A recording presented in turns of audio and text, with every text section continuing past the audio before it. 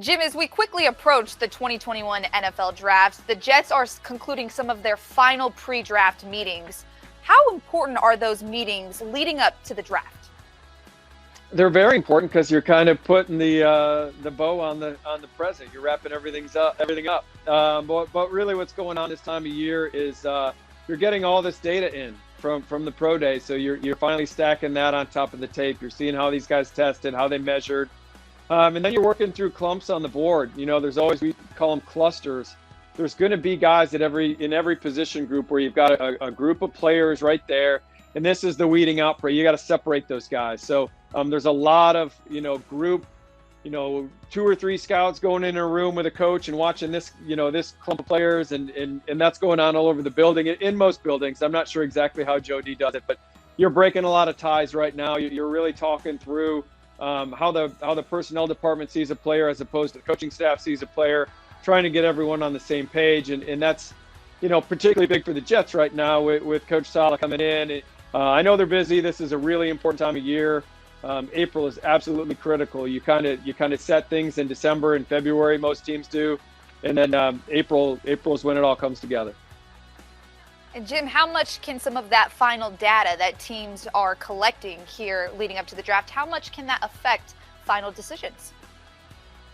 Oh, it can affect it greatly because you're going off an assumption. A team might have a player listed at 6'3", and then he goes to his pro day and he's barely 6'1" or something of that nature. So you're getting real concrete data, and then you might think a guy's going to test well, and he runs slower than you would have thought or faster than you would have thought. So you're revisiting the tape and checking your eyes, if you will.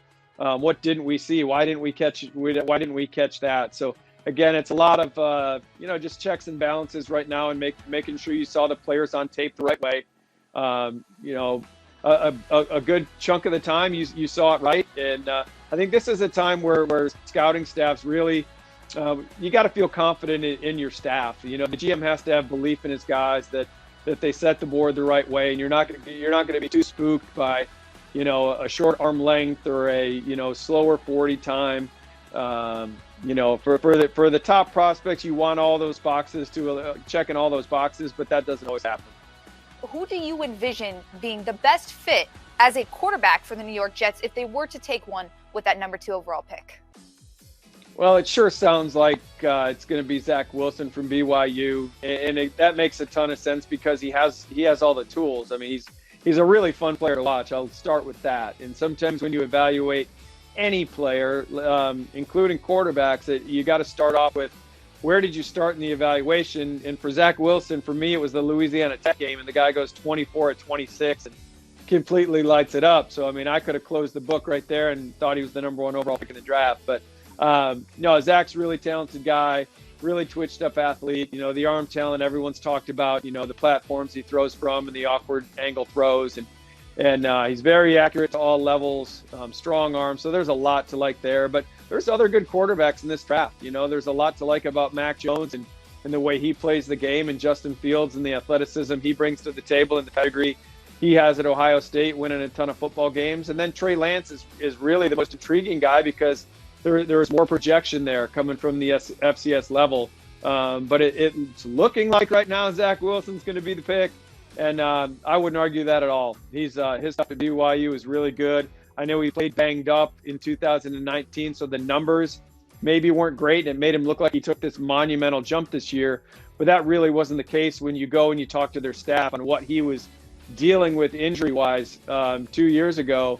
He's always had this talent. He just was playing beat up, and this year healthy, we saw what he could really do. Jim, you're scheduled to provide analysis on the draft on day 3 of the draft, and the Jets are scheduled to pick 5 times on Saturday. At what position would you like to see the Jets add depth in this draft? Well, you get into the 3rd day, and that's the fun time for scouts. That's the scouts' favorite day because that's where you can really build your roster. You can really build your locker room. You can get some cheap labor, if you will, on the rookie deal where, you can maybe let some vets go and save your salary cap a little bit. So those are big, but you look at some players. I just talked about running back. You got a guy like Chris Evans from Michigan. who only had 11 carries this year, came down to the Senior Bowl, had an awesome week. He's a guy that's a really good pass catcher. You can detach him and play him as a receiver. Then he goes to his pro day off a good Senior Bowl week, and he jumps 40 inches, and he runs low 4.4s. He's one of the top testing running backs in this draft. He'd be kind of a cool value pick. You got a linebacker like Derek Barnes from Purdue who can play off the ball. He can play on the ball. He can rush the quarterback. He's got a great motor. That would be a really cool day 3 pick if he's still there. Who knows? He might go late day 2. And then you've got offensive linemen. You don't have to address it right there at the first or, with one of those top picks. You get a guy like Robert Hainsey from Notre Dame who played tackle primarily at Notre Dame. Then he comes down to Mobile, has never snapped a ball in his life, and looks like a complete natural at the center position. Looked great. He looked like a starting NFL center. So there's going to be really good players for the Jets to take on day 3, and I'm sure they have something that they're already targeting. So that's what you do on day 3. You kind of keep your fingers crossed that someone doesn't see some of those players the same way you do, and then they fall to you. Jim Nagy is an ESPN NFL draft analyst, and you can catch him across ESPN platforms in the lead up to the 2021 NFL draft. And he'll also be part of ESPN Radio's coverage of the event.